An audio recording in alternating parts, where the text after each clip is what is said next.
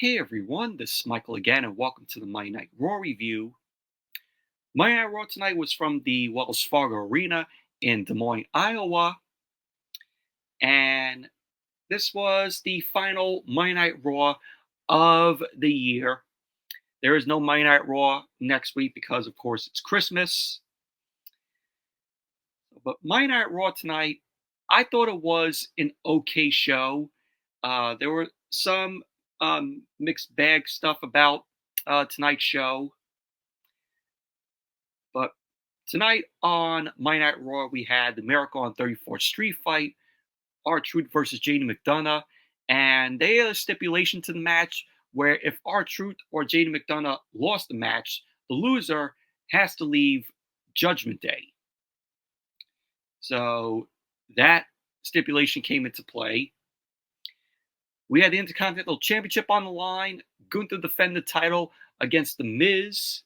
This was their second match for the Intercontinental Championship.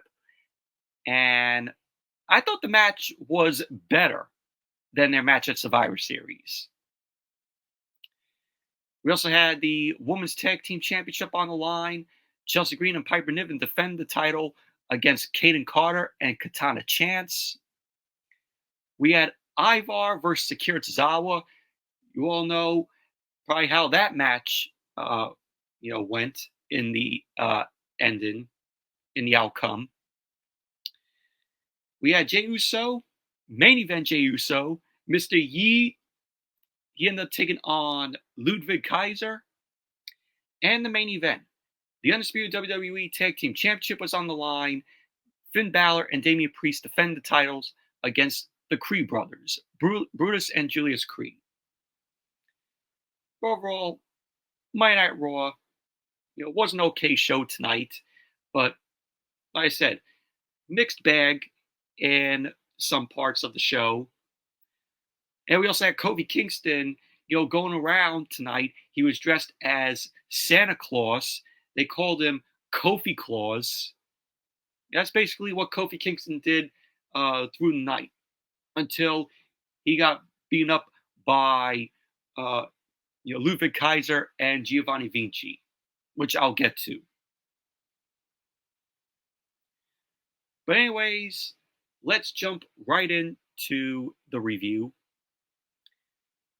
Monday Night Raw, the last Monday Night Raw of the year, opened up tonight with the Judgment Day. Yeah, Damian Priest, Finn Balor, Jey McDonagh, Dominic Mysterio, and Rhea Ripley. They all end up making their way to the ring. So, Damian Priest got on the mic. He welcomed everyone to Monday Night Raw. He ended up telling the crowd to rise for the Judgment Day. So Finn Balor then got on the mic, and Finn Balor sarcastically put over the Creed brothers for the Creeds becoming the number one contenders for the Undisputed Tag Team Championship. He ended up saying for the Creeds, it'll be the biggest match of their careers and the biggest night of their lives. So Balor ended up saying for him and Priest, it's just another night at the office because the Creeds are stepping in the ring with the only two-time Undisputed WWE Tag Team Champions of the world. So Rhea Ripley got on the mic.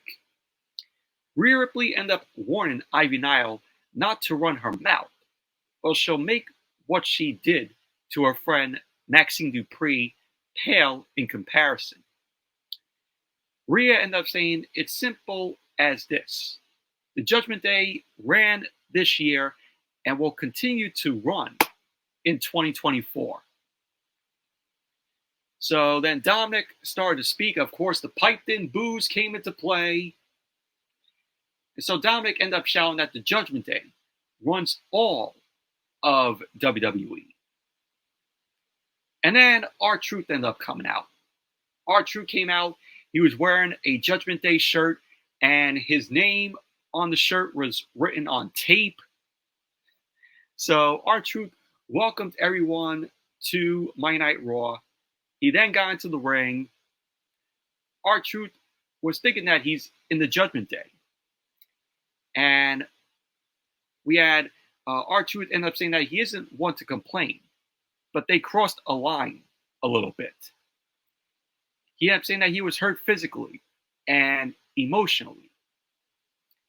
So R-Truth ended up calling Priest DP. He ended up saying that he knows he didn't mean it when he said he didn't like him. So JD McDonagh ended up saying to R-Truth, if getting hurt is what he is worried about, he should get out of the ring now. He was talking to R-Truth. So R-Truth ended up saying to JD, it seems like everyone is looking for a fight. He ended up saying that Rhea Ripley wants to beat up Ivy Nile. Well, Damian Priest and Finn Balor want to beat up the Creed brothers. R-Truth ended up saying that he needs someone to beat up on. So R-Truth then stared down at JD McDonagh. R-Truth ended up saying that he's seeing the Christmas trees and lights.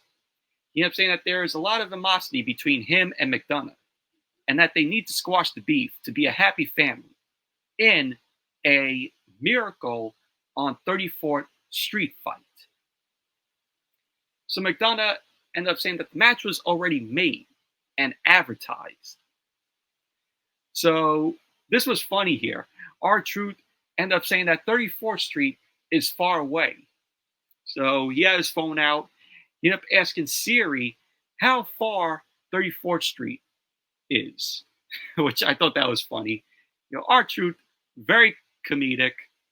You gotta love R-Truth. So McDonagh ended up saying that it's happening in this ring.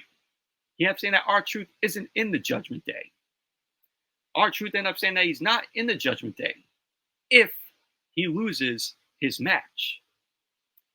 He ended up saying, but JD isn't in the Judgment Day if he doesn't win the match. So he ended up saying that this will be a loser leaves the Judgment Day match. So Priest looked amused at, what R-Truth was saying, the stipulation. Loser leaves the Judgment Day. And Priest ended up saying that it's good to go. So McDonagh ended up saying that he'll need a miracle to beat him. So pretty much that was basically how the segment ended. But overall, typical Judgment Day to come out there. Priest welcomes everyone to the show. And of course, Rhea Ripley says the Judgment Day ran this whole year, will continue to run in 2024. Dominic comes out there, piped in boos for him. Can we stop with the piped in boos for Dominic every time he gets on the mic? It just sounds ridiculous. Because when you're watching Dominic on the mic, you see nobody in the crowd booing him. They're just sitting there. There are some that, are pointing their thumbs down at Dominic, but you don't see them shouting and booing him. Stop with the piped in boos every time Dominic, speaks. Have, people in the crowd boo him and point a camera over the crowd. Get the reactions. Not this stupid shit every single week where we got to hear piped in boos played from the production truck.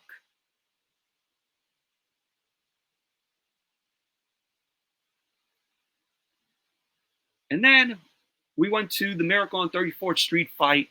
JD McDonagh versus R-Truth. Of course, loser leaves the Judgment Day stipulation came into play in the match here. But overall, this match was just very meh, in my opinion. The gimmick match that WWE does every single year. For Halloween, they do the Trick or Street fight. And around Christmas time, they do the Miracle on 34th Street fight. Gimmick matches that they do every year. So, match ended up getting on the way. R-Truth quickly tackled McDonagh, started attacking him. R-Truth ended up going for a scissor kick to McDonagh, but McDonagh moved out of the way, took R-Truth down.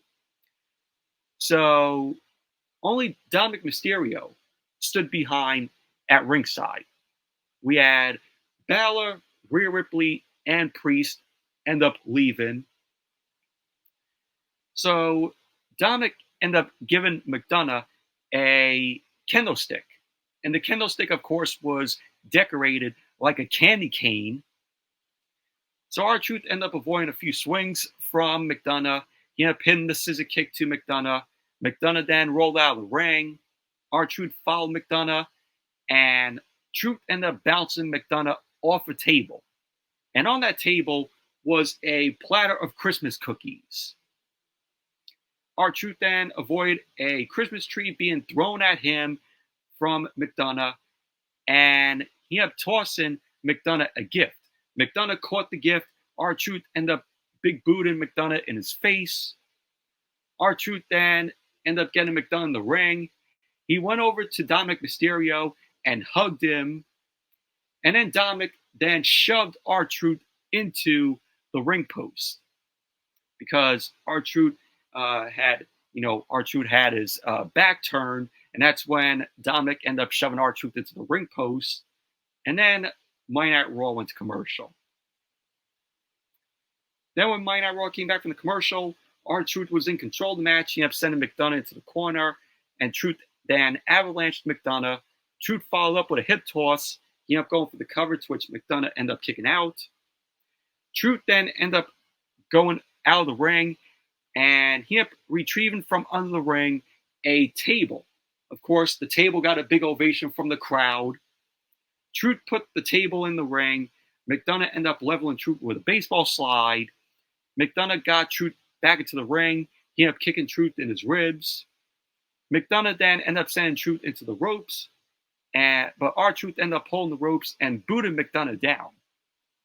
Dominic then ended up sweeping R-Truth's feet, and he ended up sending R-Truth's head into McDonagh's crotch, which I thought that was funny. So Dominic then pulled Truth out of the ring, and Truth ended up reversing a whip into the steps. So Dominic then ended up falling into a Christmas tree on the way down. R-Truth then ended up spraying McDonagh with the fire extinguisher that he retreated from under the ring. So Truth ended up setting up the table in the ring. Truth ended up positioning the table near the corner of the ring. R-Truth ended up taking it to McDonagh, and then he ended up hitting, John Cena's shoulder tackles and the back suplex powerbomb. So, of course, R-Truth was, mimicking John Cena. R-Truth is John Cena's childhood hero. So McDonagh started fighting back.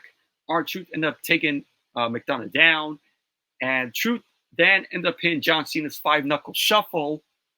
Truth ended up going for the AA, but McDonagh ended up sliding off. Truth ended up sending McDonagh out of the ring. He grabbed the Christmas tree.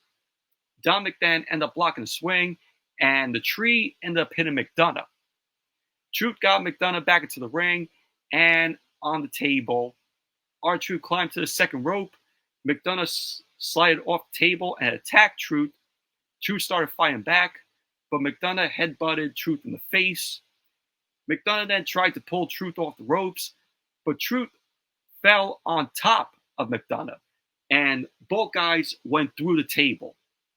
So Truth went for the cover, and there you go. R-Truth ended up winning the match, and apparently Jaden McDonagh is out of the Judgment Day.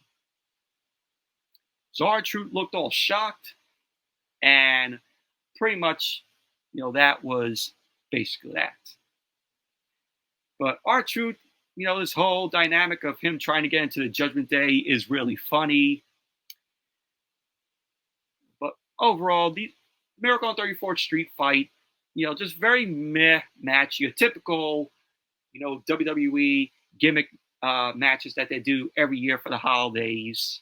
Like I said, you got your Trick or Street fight before Halloween, and your Miracle on 34th Street fight before Christmas.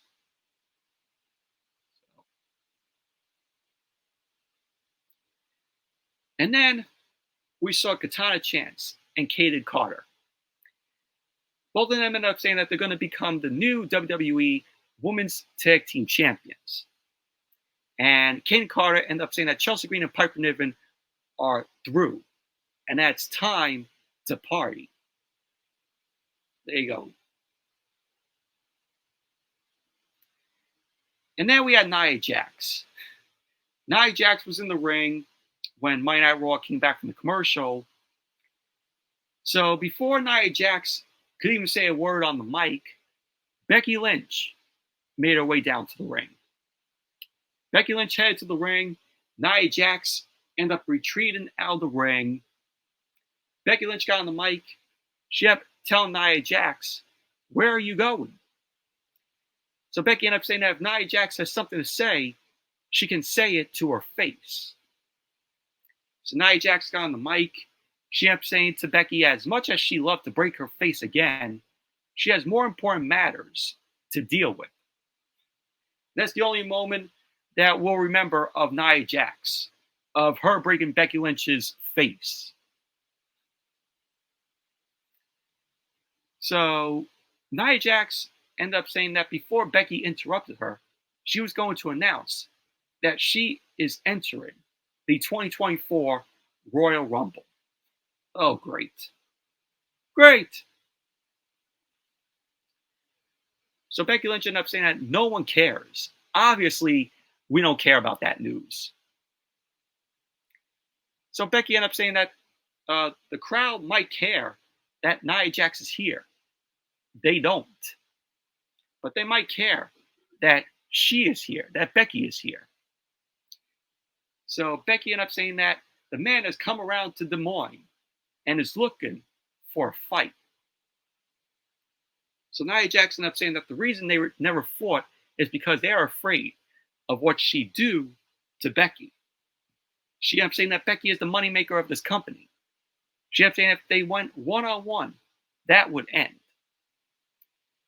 So she ended up saying that Becky is the size of her leg, and that she would squash Becky and break her face again. So Becky ended up saying to Nia Jax that she's the moneymaker because she'll fight anyone at any time and anywhere. She ended up saying that it's not them they are scared. She ended up saying that it's Nia Jax because her entire existence has been on the backs of other names. She ended up saying first it was her cousins, of course, The Rock, the Usos. So it was her cousins, and now it's hers. It's Becky's. She ended up saying that her only claim to fame is that she broke the nose of the greatest to ever do it. So Becky ended up saying that if Nia Jax doesn't want this fight because there will be no woman who made the man. It's just a woman who lost to the greatest to ever do it. She ended up saying that if Nia Jax wants to prove everyone wrong, she can fight her. Nia Jax then called for a ref. A ref ended up running down. Nia Jax headed to the ring. She got on the apron. Nia Jax went to go get into the ring, and then she got off the apron. Nia Jax ended up telling Becky to recognize how badly she wants this, because she'll never get it. Nia Jax ended up telling Becky that this will happen on her terms, and it will happen in her hometown of San Diego, California. She ended up saying that in 2 weeks at day one, that's the Monday Night Raw of the new year. So she ended up saying that her and Becky will fight. So Nia Jax ended up saying if she breaks Becky Lynch's face, Becky's daughter will be crying and wondering why mommy is uglier than normal. So Nia Jax walked off. Becky Lynch ended up attacking Nia Jax from behind. Security ended up pulling Becky Lynch off of Nia Jax, and Nia Jax ended up clubbing Becky Lynch from behind. Nia Jax ended up walking off, and pretty much that was basically that. But overall, I don't care about this. I don't care to see Nia Jax versus Becky Lynch. It's happening in 2 weeks at day one on the first Monday Night Raw of the new year. Who asked for this? Who asked for this? I don't even care. But it is good that WWE is hyping up day one, feeling like it's a mini little premium live event, which that's good. And then we had Kofi Kingston, dressed up as Santa Claus. He ended up coming up to DIY, Johnny Gargano, and Tommaso Ciampa. And DIY ended up telling Kofi that they want the Undisputed WWE Tag Team Championship for Christmas. So Kofi ended up giving both DIY a Jey Uso Yeet shirt. So Johnny Gargano and Tommaso Ciampa then went over to The Miz. The Miz was warming up for his rematch against Gunther for the Intercontinental Championship. So Gargano ended up saying to The Miz that they've had their differences, and that last week was great. Tommaso Ciampa ended up saying that it was awesome. So Jackie Redmond then came up to The Miz. She ended up asking The Miz if he's feeling any added pressure, knowing that this is his last chance to dethrone Gunther. Because Gunther ended up saying that if The Miz lost this match tonight, Miz can no longer challenge Gunther as long as he's the Intercontinental Champion. So Miz ended up saying that Gunther's foundation is cracking. And the first time we saw it personally from Gunther was when he ended up rocking him. So Miz ended up saying that he'll become a 9-time Intercontinental Champion, and that Jackie Redmond should ask the man who never wants to face him again if there is added pressure. So then we had the match. The Miz versus Gunther, Intercontinental Championship on the line, and if the Miz lost this match, he will never be able to face Gunther for the Intercontinental Championship as long as Gunther still holds the title. And I thought this was a very, very good match. I thought this was better than their match at Survivor Series. So both guys ended up locking up. Gunther ended up hitting a headlock takeover on the Miz. Miz backed Gunther into the ropes. He ended up leaning Gunther into the ropes. Gunther ended up turning Miz into the ropes, and he sarcastically patted Miz's chest. So Gunther ended up taking Miz down. He ended up going for the Boston Crab, and Miz ended up fighting out of that. And both guys ended up locking up again. Gunther ended up backing Miz into the ropes. Gunther ended up giving Miz a break. He ended up going for a chop, but the Miz ended up ducking the chop. Miz ended up chopping Gunther and started kicking away at Gunther's legs. Gunther then ended up blocking the kick, and he started flooring Miz with a chop to his chest. Miz quickly ended up tripping Gunther, and he ended up applying a modified ankle lock on Gunther. Gunther ended up fighting out of that, but Miz ended up applying an Indian Deathlock on Gunther. So Miz ended up mocking Gunther. He ended up falling back to put more pressure on Gunther's legs. And Gunther ended up grabbing the bottom rope to break up the Deathlock, the Indian Deathlock. Miz ended up booting Gunther out of the ring. Gunther then ended up avoiding a baseball slide, and he ended up chopping Miz down. Gunther ended up powering Miz up. And so Gunther ended up powering Miz back up. He ended up hitting a powerbomb on the apron to the Miz. And then Monday Night Raw went to commercial.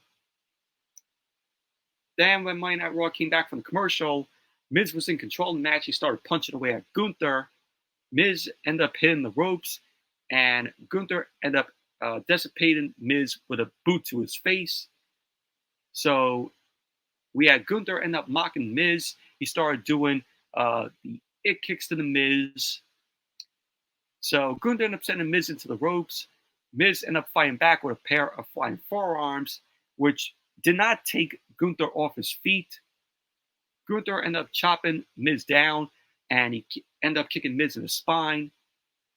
So Gunther ended up shouting at Miz, saying to the Miz that Miz doesn't belong with him in the ring, and that the Miz is beneath him. Gunther then started kicking Miz in his ribs, and he had chopping Miz down to to the canvas. Miz then popped up, and both guys began trading chops at each other. Gunther ended up swatting Miz down, and he smiled. Gunther ended up kneeing away at Miz in the corner. So later on, we had Miz end up going to the top rope. He ended up going for a flying crossbody block, but Gunther caught the Miz. Gunther ended up slamming Miz on the top turnbuckle and started chopping the Miz. Gunther climbed the ropes. He ended up stretching Miz over the ropes. He ended up chopping Miz to ringside. Gunther ended up following Miz at ringside. He ended up going for a chop, but he ended up smacking the ring post because Miz ended up moving out of the way. And that chop to the ring post to Gunther echoed. I mean, that was a loud smack to the ring post. So Gunther ended up holding his hand in pain. And then Monday Night Raw went to commercial. Then when Monday Night Raw came back from the commercial, Miz was fighting out of a chinlock that was locked in on Gunther. Miz started to attack Gunther's hand, the same hand that hit the other ring post. And Miz ended up kicking Gunther in his ribs. Gunther ended up blocking a chop. He ended up taking Miz down for a Boston Crab, but Miz ended up fighting out of that. Miz then ended up twisting Gunther's injured hand. So later on, Miz ended up blocking a chop.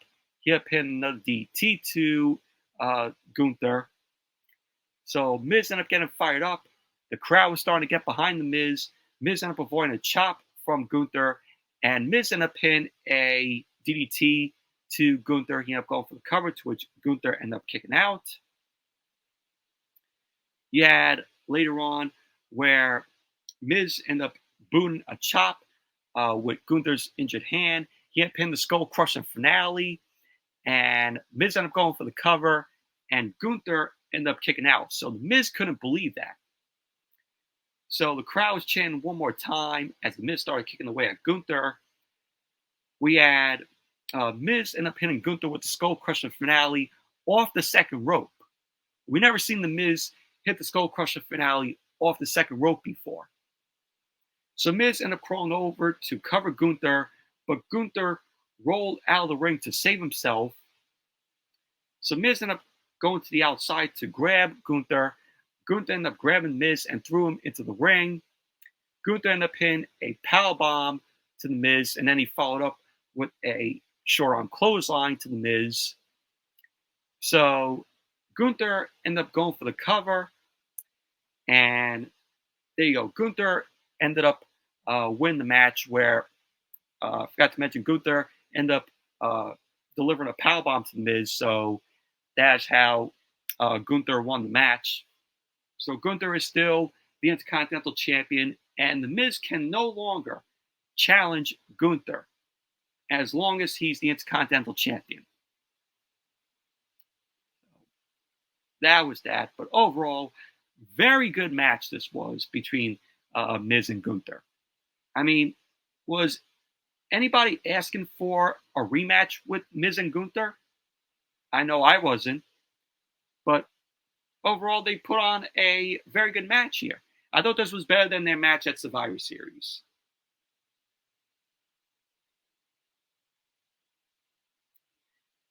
And then, as Monday Night Raw came back from the commercial, we saw Gunther. Gunther was walking backstage, and Ludwig Kaiser and Giovanni Vinci came up to him, and they were clapping for him. Gunther ended up saying to the both of them that they have no reason to be jolly. Gunther ended up saying that he is the one who has been showing up all year, and that Kaiser and Vinci have done nothing. So Gunther ended up telling Vinci and Kaiser that he has taken some time off to recharge. He ended up telling Kaiser and Vinci, while he's gone, they better step up. So then Kofi Claus came up to Kaiser and Vinci. Kaiser ended up telling Kofi Claus that him and Vinci are not in the mood for him. So Kofi Claus ended up saying that he has a gift. So Kofi ended up giving Kaiser a lump of coal. So Kaiser ended up staring at Kofi Claus, and he ended up leaving with Vinci. So Kofi ended up shouting that they have to be good all year. So that was that. I mean, these Kofi Claus, segments that we saw tonight was like, nah, very corny, very cheesy. I know why they did it because, of course, it's the holiday season. Christmas is next week.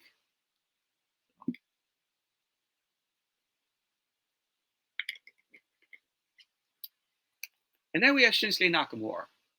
Shinsuke Nakamura was shown backstage, and he was holding a book. And the book was called The American Nightmare Before Christmas. Of course, referencing Cody Rhodes, the American Nightmare. So Nakamura ended up saying it was 2 weeks ago, before Christmas.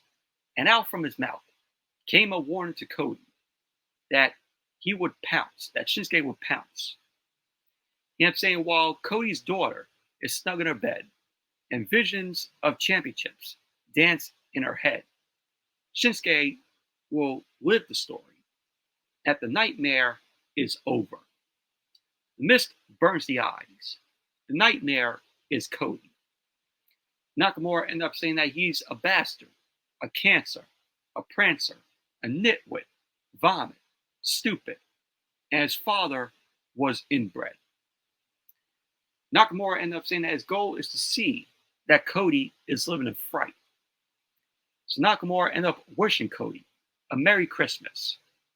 He ended up saying that he'll be his last fight. So then Cody ended up attacking Nakamura from behind. Both Cody and Nakamura were fighting backstage. We had the cameras trying to run to catch up to both of them. Both Cody and Nakamura ended up fighting into the arena. They ended up fighting through the crowd. Security ended up running out to maintain order between both of the guys. Security ended up holding Cody Rhodes back, but he fought out of it. Cody ended up jumping off the barricade. He ended up clubbing Nakamura's back. Cody then cleared off the commentary table as security was grabbing Nakamura. Cody ended up taking them all out with a suicide dive. He took out the security and Nakamura. Cody ended up setting up for crossroads on the commentary table, but security ended up pulling Nakamura away. Nakamura then got into the ring. Cody stood on the commentary table. He was staring at Nakamura. Nakamura smiled at Cody, and he backed up the ramp while we heard the crowd end up chanting, "Let them fight." And that was basically that. But overall, really enjoyed this. Simple storytelling here. And this is building up to a good feud, with Nakamura and Cody here. But really, I'm enjoying this. And I think the match will be good. And then we had Akira Tozawa. Akira Tozawa was shown in Anna Pierce's office. Pierce ended up asking if this is the match he really wants. And Tozawa ended up saying, it is.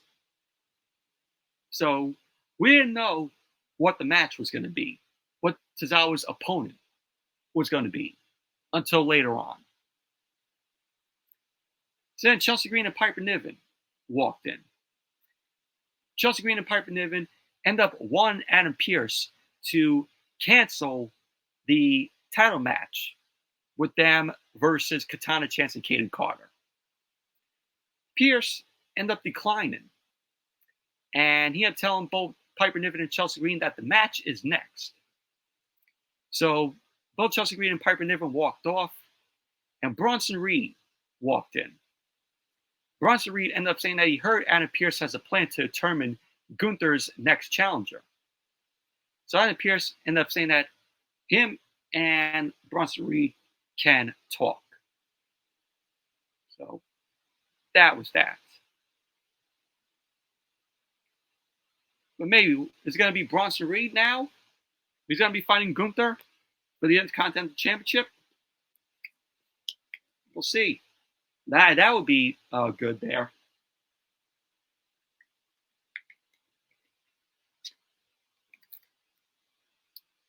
And then we had Kayden Carter and Katana Chance versus Chelsea Green and Piper Niven. Women's Tag Team Championship on the line. And this was just a very meh match, in my opinion. But Kayden Carter and Katana Chance, they are a legit tag team. Both of them are very good in the ring. I liked the stuff that they did down in NXT. But Chelsea Green started against Kayden Carter as the match started, and Chelsea Green ended up pinning a headlock takeover on Kayden Carter. Chelsea Green ended up stepping on Carter and slapped her in the face. Carter ended up fighting back, and she ended up walking on Chelsea Green. Chelsea Green ended up blocking a hip toss from Carter, but Carter ended up taking Chelsea Green down and ended up pinning a drop kick. Katana Chance ended up tagging in, and she had pinned a slingshot senton to Chelsea Green. She ended up going for the cover. Chelsea Green kicked out. Chelsea Green then tagged Piper Niven in. Piper Niven ended up walking to the opposite corner and knocked Kayden Carter off the apron. She ended up sending Katana Chance into the corner, and she ended up missing an avalanche. Piper Niven ended up grabbing Chance, but Chance ended up tagging Kayden Carter in, and she ended up pinning a bulldog. So Kayden Carter ended up taking Piper Niven down with a kick, and she ended up sending Chelsea Green out of the ring. So both Kayden Carter and Katana Chance ended up going after Piper Niven, but Piper Niven ended up taking both of them down, and Piper Niven ended up squashing both Kayden Carter and Katana Chance with a Vader Bomb. She ended up going for the cover, and we had Katana Chance end up kicking out. So as Monday Night Raw came back from the commercial, we had Katana Chance end up avoiding a cannonball from Piper Niven in the corner. Chelsea Green and Kayden Carter end up tagging in.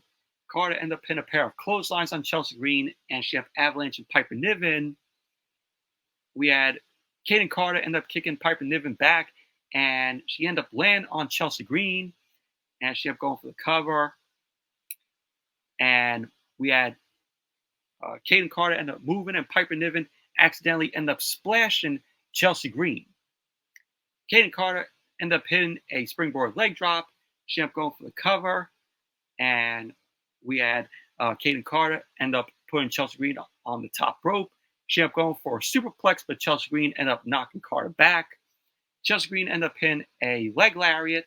She ended up going for the cover, and Kayden Carter ended up kicking out.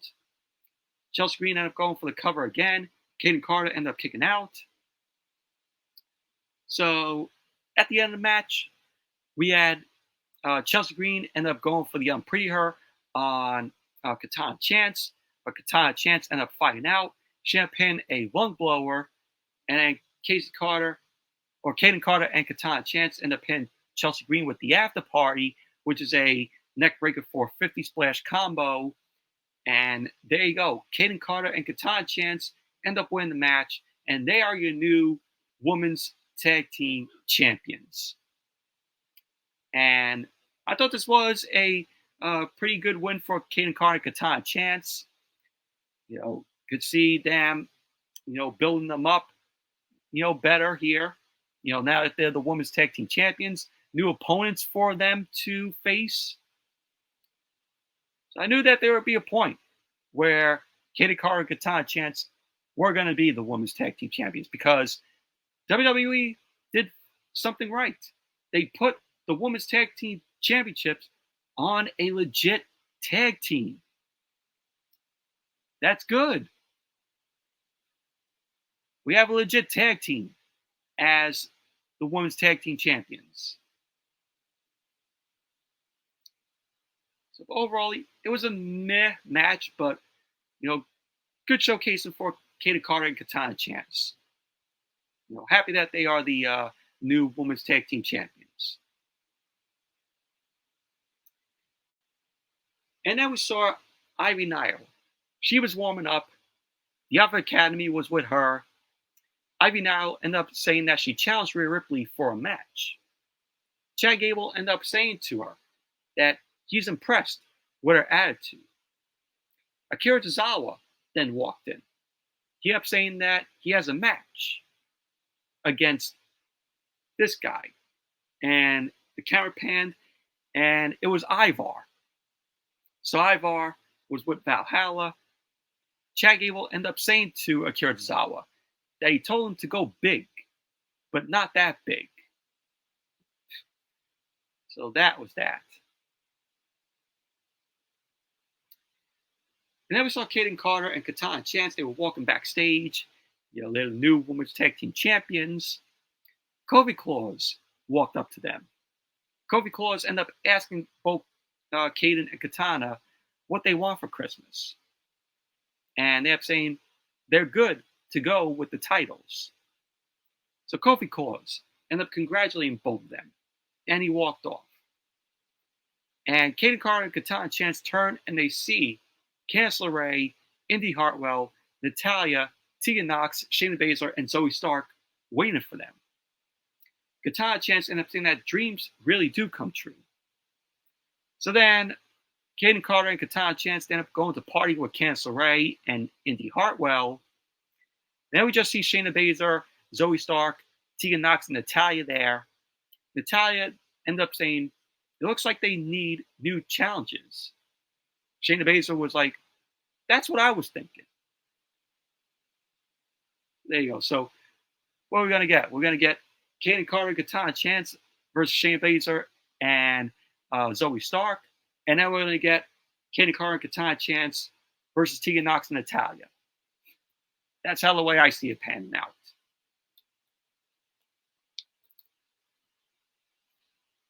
And then we went to Ivar versus Akira Tozawa. Do I really need to go over this match? If you said Ivar won the match, ding, ding, ding, you are right.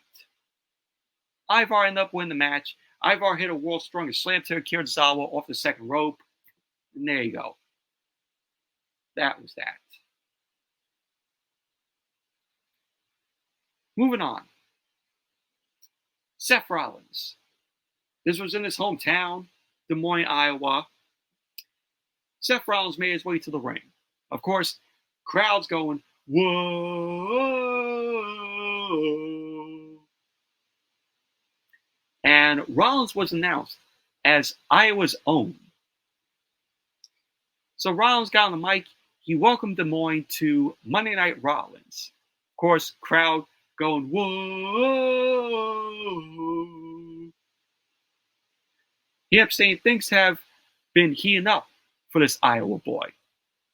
He kept saying after his little confrontation last week, he's feeling more motivated than he ever has to continue being the best world champion in this entire industry. He kept saying if they thought 2023 was something, wait until they see what happens in 2024.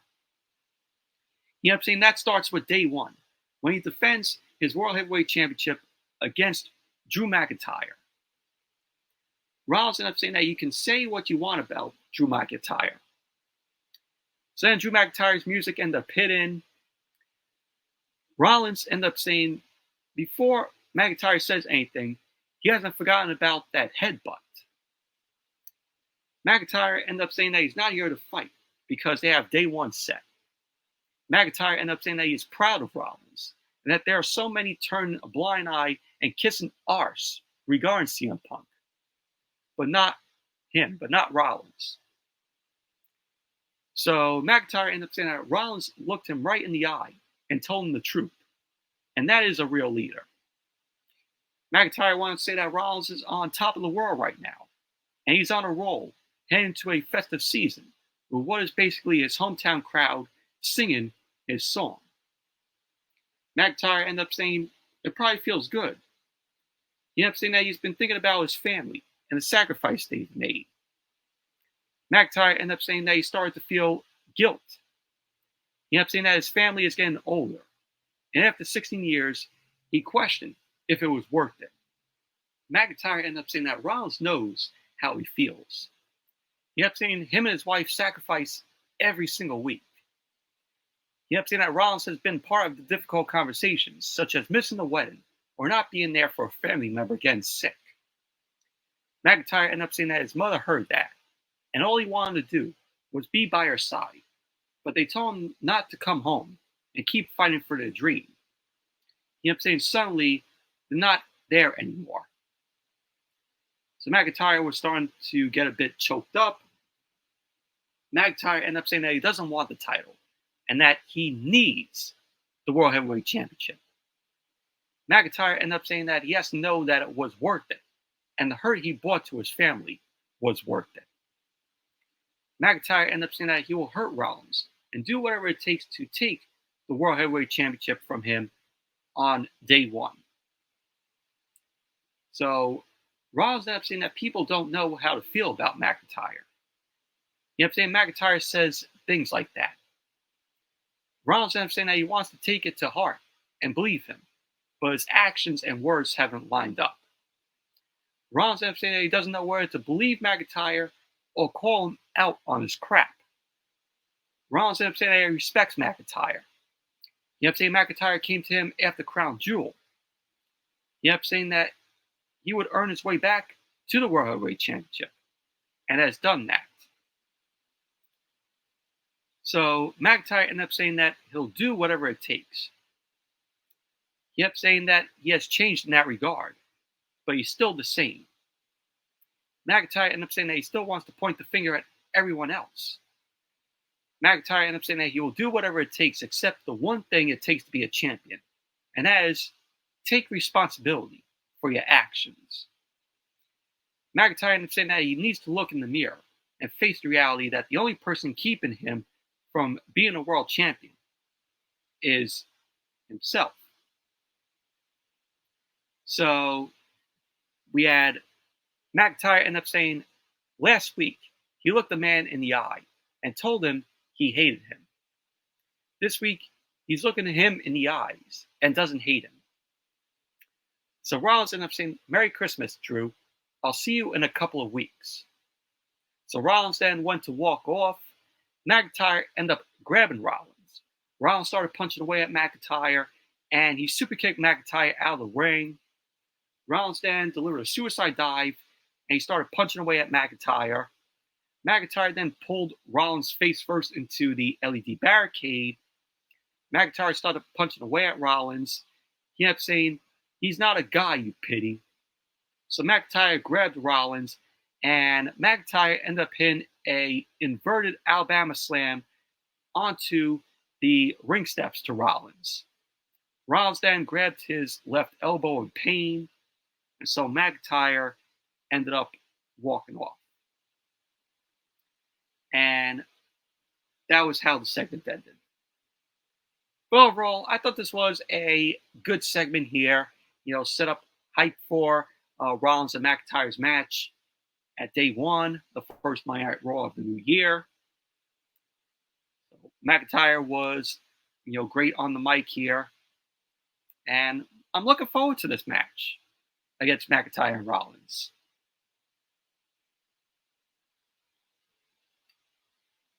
And then we saw the Creed brothers, Bruce and Julius Creed.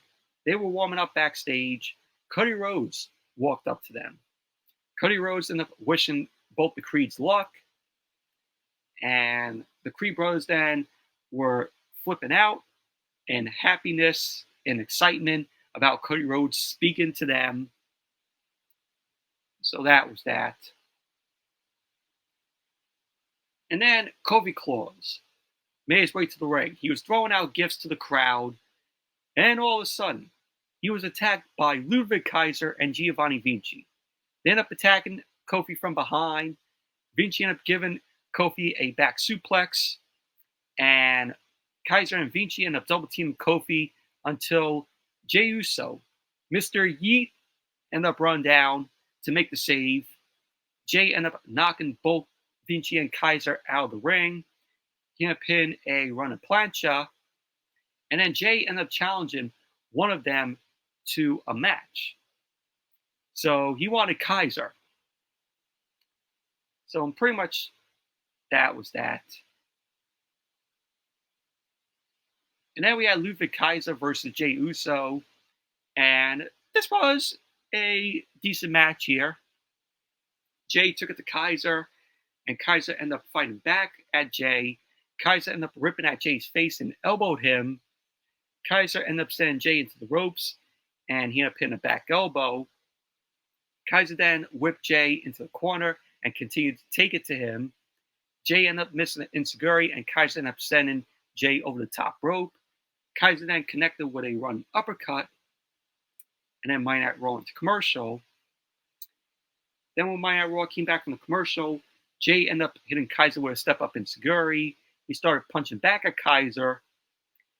Kaiser ended up sending Jey into the ropes, but Jey ended up getting away, ended up hitting another enziguri to Kaiser.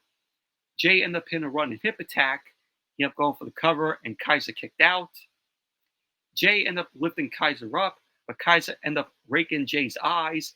He ended up hitting the Kaiser roll. Of course, the rolling Death Valley driver. So Kaiser ended up going for the cover, and Jey ended up kicking out. So Kaiser ended up going for a twist and DDT, but Jey ended up getting out of that, and Jey delivered a super kick to Kaiser. Vinci ended up pushing Jey off the top rope as the ref ended up checking on Kaiser. Kaiser ended up hitting a enziguri to Jey. He ended up going for the cover, and Jey ended up kicking out. So then Kofi, as Kofi Claus, returned to ringside, and he ended up delivering the Trouble in Paradise to Vinci.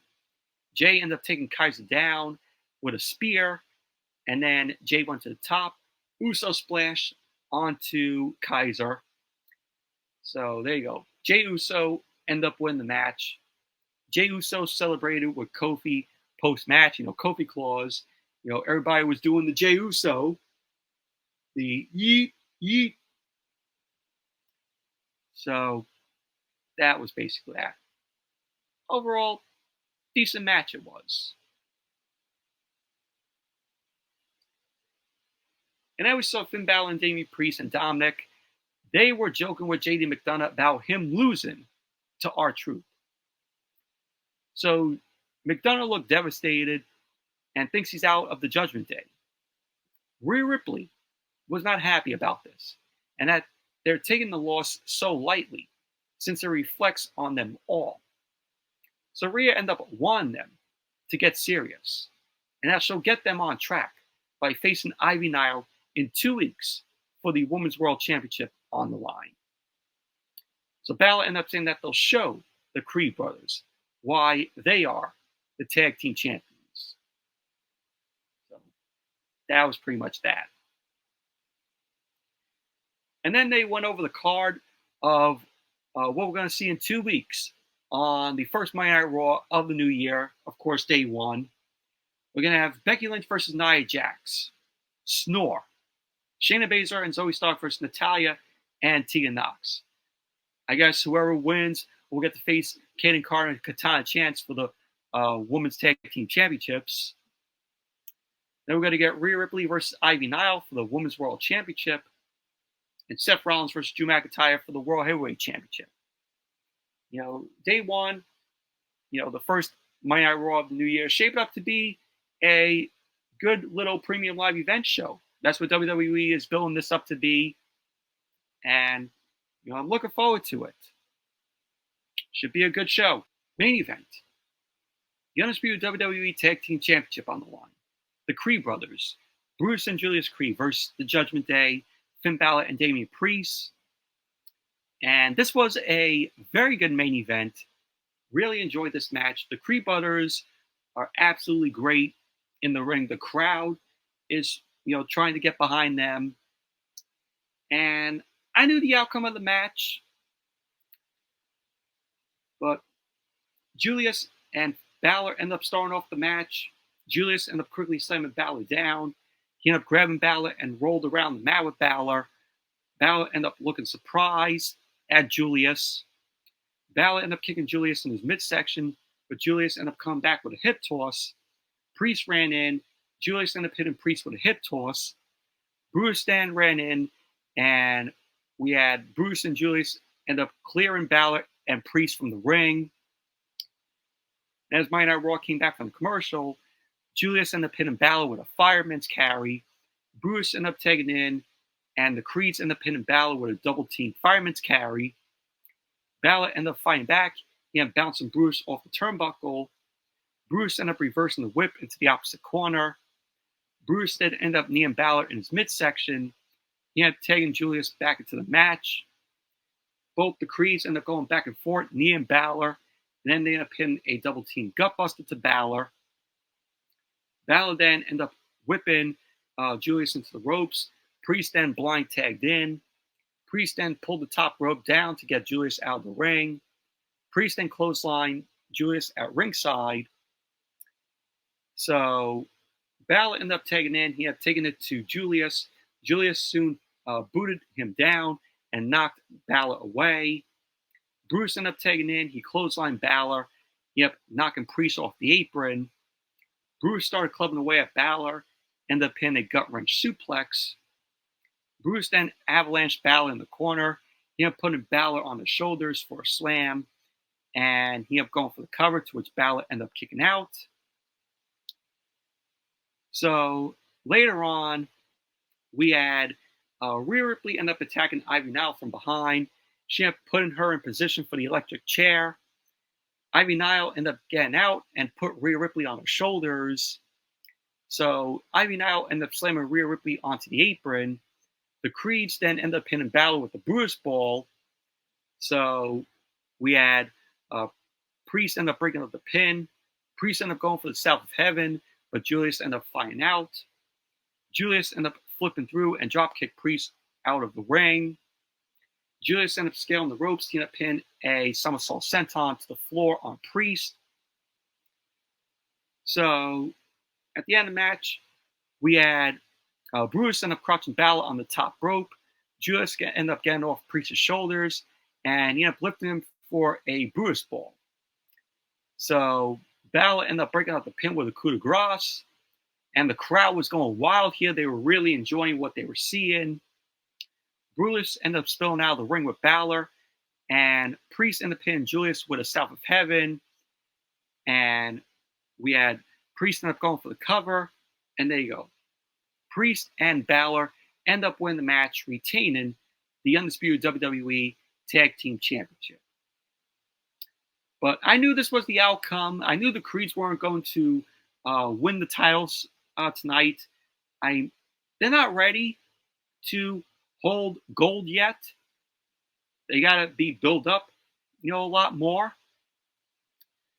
But there will come a day where the Creed brothers will be the Undisputed Tag Team Champions. When that day comes, it's going to be awesome. But to me, it was too early. It's too early for the Creeds to win the titles. So they will have their day. Trust me, they will. But it wasn't tonight. But overall, that was Monday Night Raw. Overall, okay show it was tonight. But anyways, that's it for the Monday Night Raw review. Thank you all for watching. Hope you all enjoyed this review. Definitely give the video a thumbs up, comment, subscribe, and I will see you all on Wednesday for AEW Dynamite. So, see you all then.